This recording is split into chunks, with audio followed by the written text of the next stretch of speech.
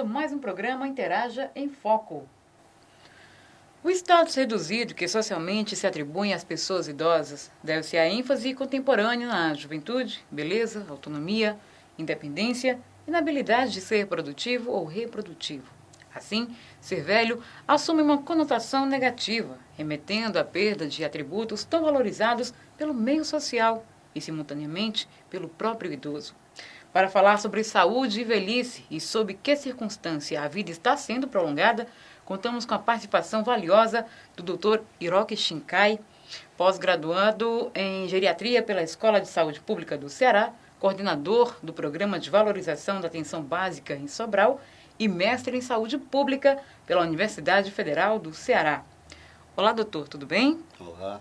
Seja bem-vindo ao nosso programa. Obrigado. Bom, para alguns autores, os estereótipos negativos da velhice são atribuídos principalmente pelos próprios idosos, que não se reconhecem como tal e falam da categoria velho, como se não fizessem parte da mesma. Doutor, tal atitude seria uma falsa consciência ou uma atitude preconceituosa? Lívia, na verdade, tudo isso, esse preconceito começa desde a infância, né? Uma vez que, como diria um autor de um livro, Renato Maia Guimarães, por mais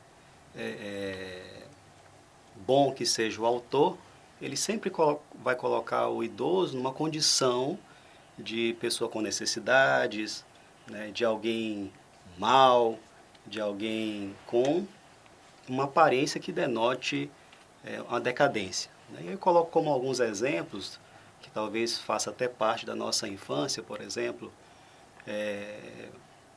a Branca de Neve, por exemplo, né? Tem a bruxa má, e a bruxa é uma velha, né?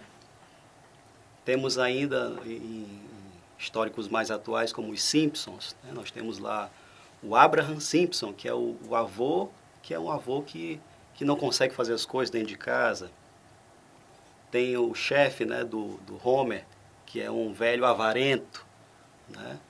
E por aí vai, né? Então, desde a infância, as crianças, como é que eu posso dizer, são condicionadas a pensarem que o envelhecimento é algo ruim. Então, esses idosos de hoje, talvez já sejam uma consequência de tudo isso que eles tenham visto desde a infância, né? E que, mais recentemente, essas conotações negativas estão sendo um pouco tiradas na medida em que a própria mídia começa a caracterizar o idoso como alguém que pode ter uma vida independente, né? O Papai Noel, por exemplo, sempre foi bom velhinho, né? E parece que sempre será dessa forma. E na minha compreensão, parece que essa ideia vai mudar com o tempo. Com o tempo. Isso. Doutor, aparentemente não existem conflitos para se superar a infância, a adolescência e a idade adulta dentro do desenvolvimento humano. Mas a velhice ela é colocada à margem, pois ao mesmo tempo em que as pessoas querem viver muito, elas também não querem ficar velhas, ou então se parecer com velhos, digamos assim. Então, como o doutor analisaria esta questão? Eu colocaria de outra forma, Lívia. Na verdade, em todas as etapas da vida, nós passamos por dificuldades, né? Seja na infância, seja na adolescência, né? No caso da mulher durante a gravidez e por aí vai. No entanto, nessas etapas iniciais da vida, existe sempre alguém que passou por essa etapa com alguma experiência a mais, que pode, portanto, dar uma dica, dar uma sugestão, dar uma força para poder superá-las. No entanto, quando a gente fala do envelhecimento de alguém que já está passando dos 60, dos 70 anos, a gente começa a diminuir o leque de opções de pessoas que podem contribuir positivamente para superar esses desafios, né? Então, eu diria que dificuldades todos nós temos durante a vida, no entanto, a experiência do envelhecimento ela é única, portanto, opiniões positivas acabam sendo limitadas nesse sentido. Doutor, então a partir de que idade, digamos assim, uma pessoa pode ser considerada ou fazer parte da chamada terceira idade? Certo. Interessante isso como você coloca, né, a questão da terceira idade. Quando a gente começa a caracterizar o idoso, né, através de apelidos ou nomes que possam minimizar, né, vou dizer assim, entre aspas, essa característica possivelmente ruim do envelhecimento, isso já pode estar denotando uma atitude negativa acerca do envelhecimento, né? Por que eu digo isso? Porque, na verdade, não existe a primeira idade, não existe a segunda idade, né? Então, por que a gente precisa caracterizar o idoso como sendo terceira idade, né? Da mesma forma, a idade de ouro, né? Como se houvesse uma idade de prata, uma idade de bronze, né? Que na verdade não ocorre. Então isso muitas vezes a sociedade já cria nomes para tentar minimizar algo que não precisa ser minimizado, que é o processo do envelhecimento, né? O envelhecimento por si só, ele acontece desde do momento em que a pessoa nasce. Então uma vez que ela nasce, ela começa a envelhecer. Então, mesmo dentre as crianças, nós temos uma criança que é mais velha do que a outra, né? Entre os adolescentes, tem um adolescente que é mais velho que o outro. Portanto, o processo de envelhecimento, ele é um processo extremamente variável, dinâmico, né? E progressivo, essa é a palavra. Portanto, eu não poderia colocar como um marco o período em que começa, digamos, o período do idoso, né? Existem os marcos cronológicos para efeito didático, mas cada um vai ter o seu envelhecimento de maneira peculiar. Bom, a velhice ela costuma ser associada a limitações e deficiências. Esse olhar sobre o envelhecimento gera inúmeros conflitos. É comum que muitas pessoas liguem a velhice ao estado de doença e fim de vida, repercutindo em frustração e danos emocionais. Na luta para retardar o envelhecimento, as pessoas têm buscado mais e mais alternativas estéticas que vão desde controlar o peso até as cirurgias plásticas. Doutor, antes de irmos aos nossos comerciais, uma pergunta. Que reflexões o doutor faz sobre a incansável busca humana pela eterna juventude a qualquer custo? Certo. Bom, essa busca pela eterna juventude é algo que já se busca durante muito tempo, né? Desde muitos séculos para trás, essa é uma busca do ser humano. No entanto, a disciplina geriatria, ela vem justamente para tentar mostrar que essa possibilidade de rejuvenescimento, ela não existe ainda, né? A gente sabe que existe um grupo de pessoas que buscam, né, tentam mostrar para a sociedade métodos, técnicas para que isso ocorra, mas o que a gente entende é que o processo de envelhecimento ele é irreversível. Agora, a gente pode fazer com que a gente envelheça da melhor maneira possível, né? Inclusive, a Sociedade Brasileira de Geriatria e Gerontologia, ela condena qualquer prática que tenha como entendimento que o retardo, né, ou o retrocesso no processo de envelhecimento. Muito bem. Agora nós vamos a um breve intervalo comercial e retornaremos em alguns instantes. Aguardem.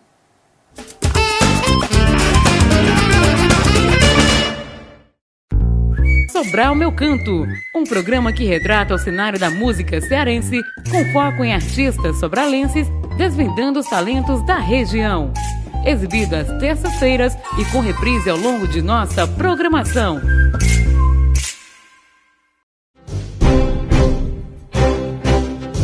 Você pode já! Aqui você fica conectado com os temas da atualidade. Um programa focado na saúde, no social, na educação. Com uma linguagem clara e concisa, aborda várias temáticas, tendo como objetivo discutir com você sobre os mais diversos temas e práticas sociais que retomam a vida em sociedade. A apresentação da Yancy Ebra. Você Pode Já, exibida às segundas-feiras, a partir das 16 horas, aqui na TV Interaja. Espero você para batermos aquele papo descontraído e divertido. Não é por nada, é apenas porque você pode e você pode já.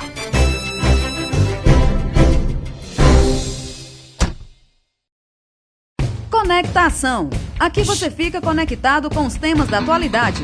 Um programa voltado com o objetivo de discutir com você, internauta, os mais diversos temas e práticas sociais que retomam a vida em sociedade. Com abordagem simples e direta, permite a você um mundo de conhecimento e informação. Apresentado por Graciane Lima.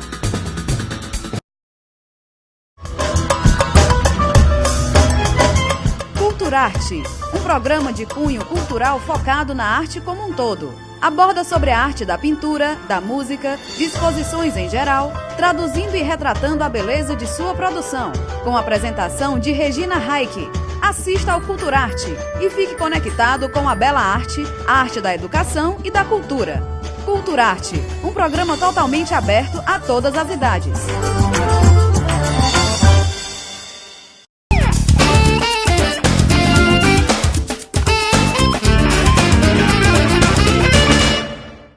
Estamos de volta. Lembrando você que estamos conversando com o Dr. Hiroki Shinkai.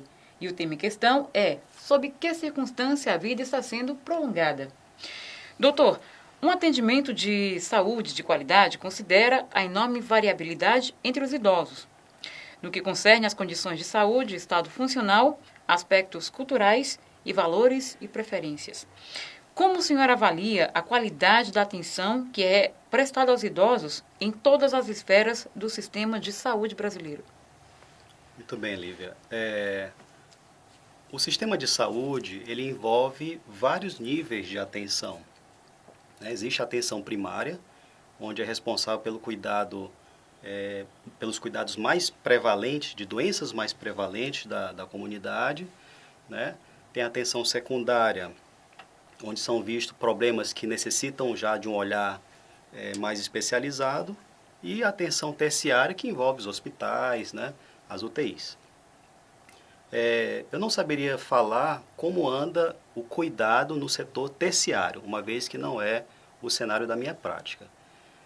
Mas, de maneira geral, o que eu posso dizer é que o investimento que se faz para a assistência, para programas voltados no cuidado ao idoso, ainda é incipiente no país.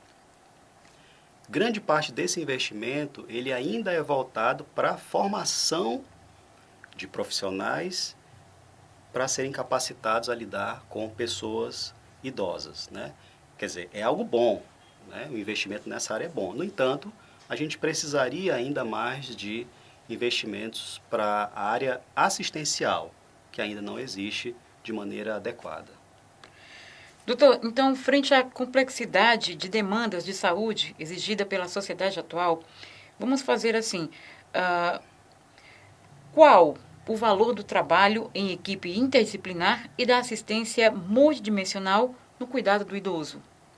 Bom, tem um valor imensurável, vou dizer assim, porque o cuidado ao idoso, como requer um olhar de vários profissionais, então ele precisa, para que ele tenha a sua saúde vista de maneira integral, ela precisa do olhar médico, precisa do olhar de nutricionista, de fisioterapeuta, porque as questões que envolvem a saúde do idoso não são meramente questões que precisem de prescrição, de medicamentos, de terapias e outras formas de cuidado. Ela precisa também de orientações voltadas na área social, voltadas para a questão nutricional, de atividade física e por aí vai. Por isso que é imensurável esse trabalho multiprofissional. Como os profissionais, em especial os de nível médio, que muitas vezes são os primeiros a acolher os pacientes idosos nas unidades, estão sendo preparados para este atendimento? Bom, na rede de atenção básica, Sobral, em todos os seus centros de saúde da família, contam com a educação continuada, que é administrada pela atenção primária, E cada centro de saúde de família desses, ele tem um momento administrativo que até então está sendo denominado de roda, né? Roda da unidade de saúde, onde questões como essas, elas são sempre abordadas, né? Questões de acolhimento, de respeito ao cuidado das pessoas, né? Então, e são orientações que a gente faz, não especificamente para o idoso, mas para qualquer pessoa que procure o atendimento à saúde no centro de saúde da família. Doutor, que avanços a tecnologia médica tem conseguido para restaurar ou manter o estado funcional e a qualidade de vida do idoso, em especial dos portadores de doença crônica e incuráveis? Certo. Olha, Lívia, a tecnologia ela tem se desenvolvido de tal forma para que o monitoramento dessas pessoas se torne cada vez mais frequente. Uma vez que eles possuem doenças, claro, que são mais frequentes, né, dessa faixa etária, portanto, com uma possível complicação a qualquer momento. Por isso que essas tecnologias estão sendo desenvolvidas para que aumente o monitoramento. Aí eu vou colocar alguns exemplos, e aí eu coloco alguns exemplos que já estão sendo desenvolvidos no Japão. Então, os idosos lá, para que não precisem se deslocar até o serviço de saúde, eles contam com um sistema online de atendimento, de modo que, na medida que eles sintam alguma coisa, eles já acionam o sistema e aí tem um médico de plantão ou algum profissional na área de saúde que vai tirar aquela dúvida, fazer um atendimento prévio. As banheiras lá já são feitas com aparelho de eletrocardiograma. Então, a pessoa, durante o banho, ela aciona um dispositivo que já traça o eletrocardiograma e já manda para o hospital, de modo que, se estiver tendo algum problema, é detectado automaticamente, né?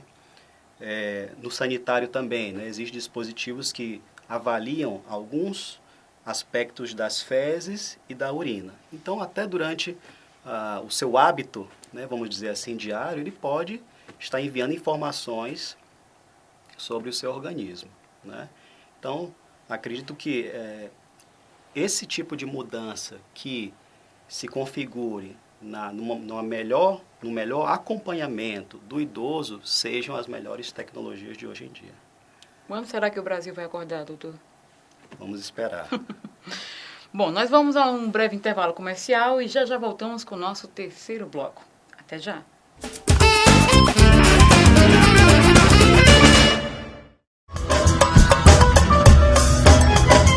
Culturarte, um programa de cunho cultural focado na arte como um todo. Aborda sobre a arte da pintura, da música, de exposições em geral, traduzindo e retratando a beleza de sua produção, com a apresentação de Regina Reich.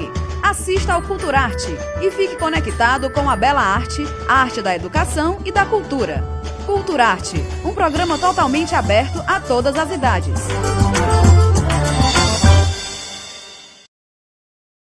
Conectação. Aqui você fica conectado com os temas da atualidade. Um programa voltado com o objetivo de discutir com você, internauta, os mais diversos temas e práticas sociais que retomam a vida em sociedade. Com abordagem simples e direta, permite a você um mundo de conhecimento e informação. Apresentado por Graciane Lima.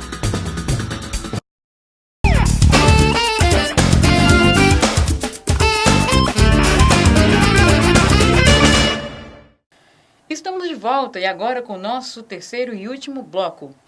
Dr. Liroque, o paciente idoso costuma ter múltiplas queixas e vários problemas de saúde. Por isso mesmo costuma ter uma relativa assiduidade aos serviços de saúde. Então, como atender ao idoso dentro das instituições públicas de saúde, de modo que ele se sinta satisfeito em suas necessidades de saúde?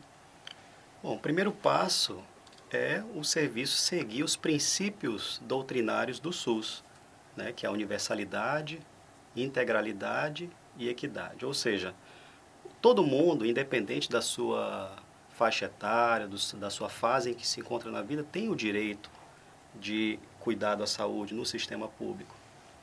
E, em segundo lugar, todo mundo que precisa do cuidado, ele deve ter o seu cuidado em todos os seus níveis de atenção, né? Como eu falei anteriormente, desde o nível primário, secundário, terciário, né? E mais atualmente fazendo o nível de prevenção quaternária. E a equidade, né, seria você dar mais atenção a quem precisa mais. Então, nesse sentido, o idoso ele se configura como um grupo prioritário, né? Portanto, na medida em que ele precisa do serviço, a gente precisa dar uma atenção maior a esse grupo. Então, esse seria um dos grandes pontos para que ele fique satisfeito com o serviço. Pacientes idosos e portadores de múltiplas afecções e seus familiares precisam estar cientes dos riscos e benefícios de cada tratamento proposto. Então, eu lhe pergunto, que limites o senhor considera importantes ser respeitados na luta pela vida em que os profissionais de saúde estabelecem para prolongar a vida do paciente cronicamente doente ou terminal? Bom, o primeiro ponto que eu considero fundamental é você valorizar a autonomia da pessoa, né, do idoso. Então você precisa considerar a opinião dele sobre o que ele quer de melhor para si próprio e não as pessoas ficarem tomando decisões por ele, né, salvo em condições em que ele não possa tomá-las. Mas essa autonomia é importante. Uma segunda consideração é com relação à expectativa de vida ativa, né? Então a gente precisa ponderar as intervenções, o tratamento, baseado no tempo em que ele vai poder viver com qualidade de vida, né? E um terceiro ponto, que eu até comentei agora há pouco, é sobre a prevenção quaternária, né? O que seria isso, prevenção quaternária? Seria você prevenir o excesso de intervenção, né? Então, quer dizer, hoje em dia, apesar de a gente ter uma ciência avançada com relação a diretrizes, a guidelines, a consensos, tem uma coisa em que o médico pode mudar, que é o bom senso, né? Então, a família e quem cuida da pessoa precisa estar ciente disso, de que apesar de toda essa evolução de medicamentos, das terapias, a gente precisa valorizar a opinião de quem precisa do tratamento, a expectativa de vida ativa e saber se tudo aquilo vale a pena mesmo ser feito para manter a qualidade de vida e a vida ativa daquele idoso. Doutor, que orientações também o senhor daria ao profissional de saúde, no caso que não manifeste descaso, negligência pela pessoa idosa portadora de doença crônica ou terminal também? Bom, primeiro, não deveria existir, né? Isso a gente sabe que existe, mas a gente precisa comentar que não deveria existir. E é por isso que a gente faz esse tipo de educação continuada nas equipes de saúde da família de Sobral, né? E aí, claro, quem estiver assistindo o seu programa hoje certamente terá uma outra visão, né, sobre o processo de envelhecimento. Doutor, como anda a situação dos nossos velhinhos aqui na cidade de Sobral? Bom, os idosos de hoje, eles são resultados, vamos dizer, uma consequência de um sistema do passado, né? A gente chama isso de efeito coorte. O que isso quer dizer? É que o estado de saúde das pessoas, ela está parcialmente condicionada a efeitos do passado. Portanto, os que estão hoje aqui, eu ainda considero que estão bem, né? Apesar de a gente, claro, observar situações de saúde um pouco degradantes, mas eu ainda considero como boa. Eu fico preocupado com a nossa saúde no futuro. Nós que estamos expostos a condições que esses idosos de hoje nunca tiveram. Por exemplo, estamos expostos ao celular, expostos a fast food, né? A alimentação inadequada, né? A falta de atividade física. Então, são esses idosos que eu vou estar me preocupando a partir de hoje, né? Somos nós amanhã. Com certeza. Doutor, muito obrigada por sua participação em nosso programa. Gostaria que o senhor deixasse um recadinho aos futuros idosos que estão nos assistindo nesse momento. Fique à vontade. Então eu vou finalizar com uma frase que eu vi há alguns anos atrás, que me marcou muito. E eu sempre levo essa frase para que eu possa pronunciá-la quando preciso, né? E é a frase de uma senhora que, numa campanha de vacinação, ela deu uma entrevista, né, numa TV. E aí o repórter perguntou, mas por que que você vem vacinar? Qual o motivo? Aí ela disse assim, porque eu prefiro cuidar da minha saúde e não da minha doença. Então essa é a mensagem que eu deixo. Não espere as coisas acontecerem para depois irem atrás do prejuízo, né? Prevenção primária, né? Procure cuidar do que você tem de mais valioso hoje, que é a saúde. Muito obrigada, doutor. Chegamos ao final do nosso programa. Essa foi mais uma realização da TV Interage. Essa e muitas outras reportagens você acompanha aqui. Acesse o www.tvinteraja.com.br. Até a próxima!